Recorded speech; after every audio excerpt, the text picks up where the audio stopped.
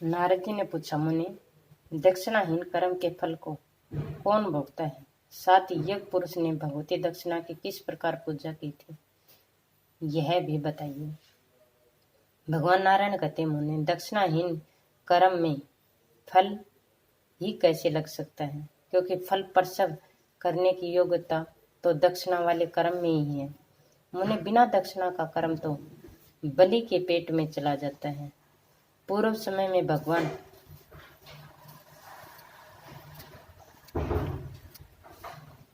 वामन बलि के लिए आहार रूप में इसे अर्पण कर चुके हैं।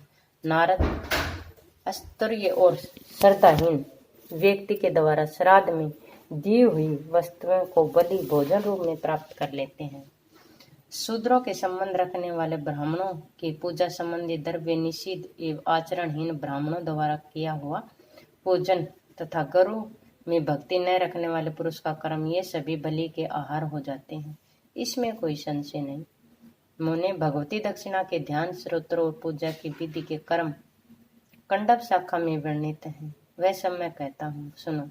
पूर्व समय में कर्म फल प्रदान करने वाली भगवती दक्षिणा जब ये पुरुष को प्राप्त हुई, तब उनके सुंदर रूप पर मोहित हो गई।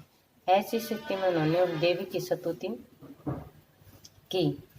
यह पुरुष ने कहा, महाभागो, तुम पूर्व समय में गोलोक की एक गोपी थी। गोपियों में तुम्हारा प्रमुख स्थान था। राधा के समान ही तुम उनकी सखी थी। भगवान श्री कृष्ण तुमसे प्रेम करते थे। कार्तिक पूर्णिमा के अवसर पर राधा महोत्सव मनाया जा रहा था, किंतु कार्यंत उपस्थित हो जाने के कारण तुम भगवती महालक्ष्मी के दक्षिणी कंधे से प्रकट हुए थे, अतएव तुम्हारा नाम दक्षिणा पड़ गया। शोभा ने तुम इससे पहले परम शीलवती होने का कारण सुशीला कहलाती हो। तुम ऐसी सुयोगी देवी राधा के साप से गोलोक से च्युत होकर दक्षिणा नाम से संपन्न हो मुझे सौभाग्यवश प्राप्त हुई हो। सुभेगे, तुम मुझे अपनी सभा में मनाने की कृपया करो। तुम ही यज्ञशाली पुरुषों में कर्म का फल प्रदान करने वाली आदरणीय देवी हो। तुम्हारे बिना संपूर्ण प्राणियों के सभी कर्म निष्फल हो जाते हैं। तुम्हारी अनुपस्थिति में कर्मियों का कर्म भी शोभा नहीं पाता। ब्रह्मा, विष्णु, महेश और दिव्य पाल प्रवर्ती सभी देवता तुम्हारे न रहने से कर्मों का फल देने में असमर्थ रहते हैं। ब्रह्मा स्वयं कर्म रूप से हैं, शंकर को फल रूप बतलाया गया है। मैं विष्णु समय यज्ञ रूप में प्रकट हूँ। इन सब में सार रूपा तुम ही हो। फल प्रदान करने वाले परम ब्रह्मा और निर्गुण भगवती प्रकृति तथा समय भगवान श्री कृष्ण तुम्हारे सहयोग से शक्तिवान बने हैं। क्रांति तुम्हारी मेरी शक्ति हो।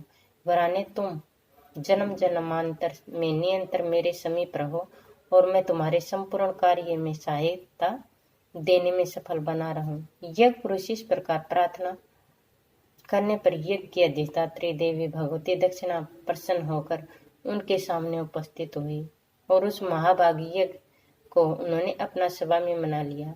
वह भगवती दक्षिणा का स्रोत्र है। जो पुरुष यज्ञ के अवसर पर इस पाठ का करता है, उसे संपूर्ण योगों का फल सुलभ हो जाता है।